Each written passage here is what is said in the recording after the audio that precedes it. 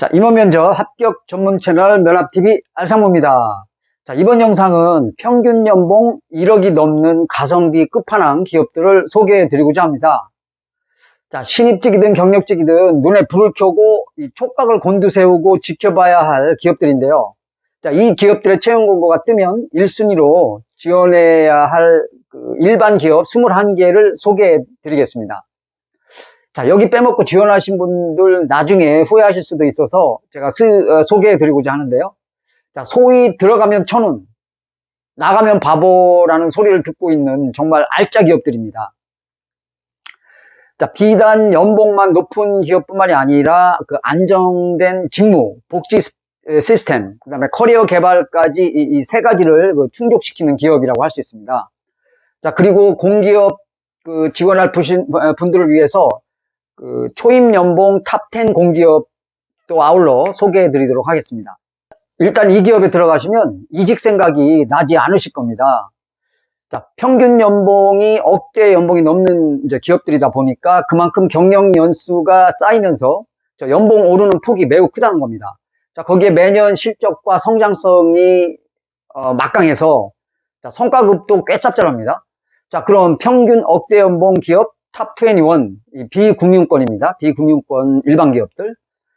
자, 우선 삼성전자, SK텔레콤, S-오일, LG화학, 삼성물산, 롯데케미칼, 삼성 SDI, 삼성전기, 금호석유화학, 삼성 SDS, 네이버, 삼성 엔지니어링, 그 다음에 E1, LX인터내셔널, 페노션, SK, 기아, 포스코 인터내셔널, H&M, 대한유화 이렇게 21개 기업입니다.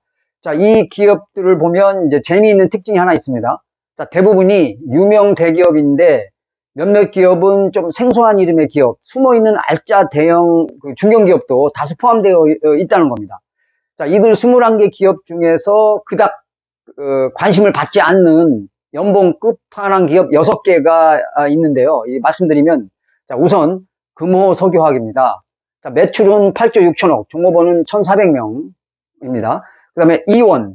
자, E1이라는 회사 이름은 이게 LS 계열사입니다.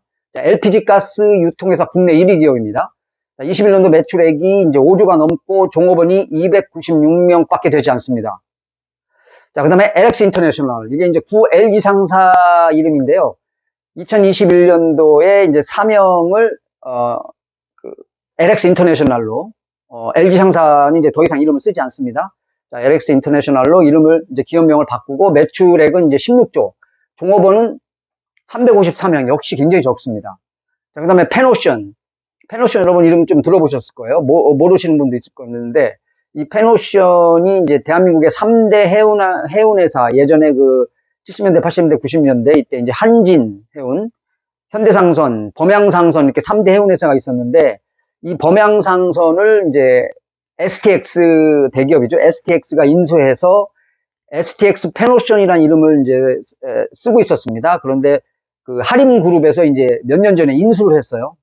하림그룹에서 인수를 해서 이제 페노션이라는 이름만 쓰게 사용하고 있습니다. 그래서 하림그룹의 이제 계열사죠. 페노션이.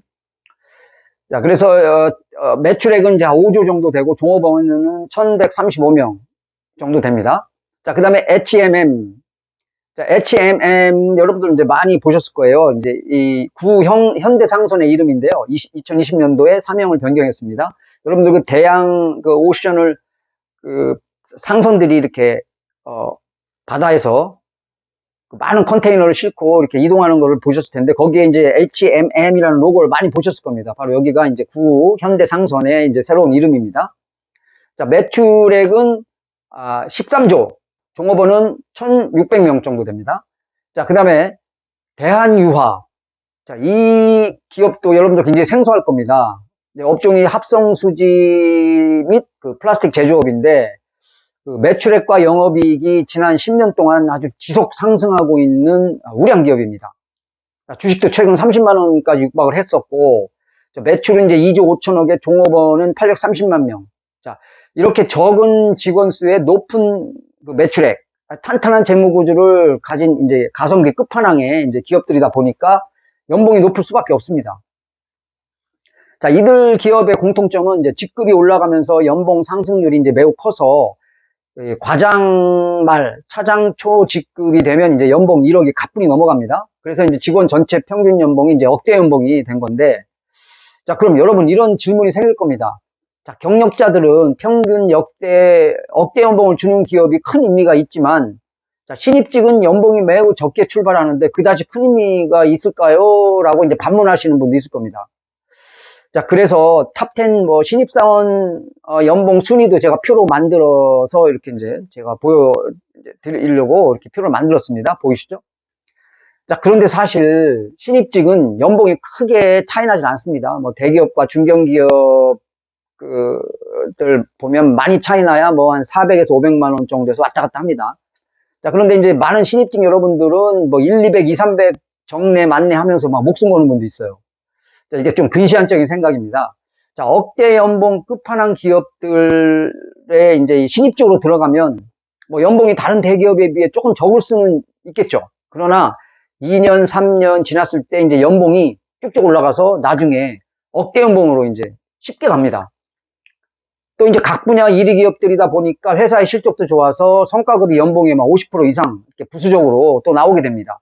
또 재무구조나 원천 기술력, 뭐 미래 성장성을 가지고 있어서 웬만한 유명 대기업 계열사보다 훨씬 낫습니다. 자, 유명 대기업 계열사라고 해서 여러분 재무구조가 좋고 뭐 연봉도 좋고 뭐 이런 각종 시스템이 다 좋다고 할 수는 없습니다.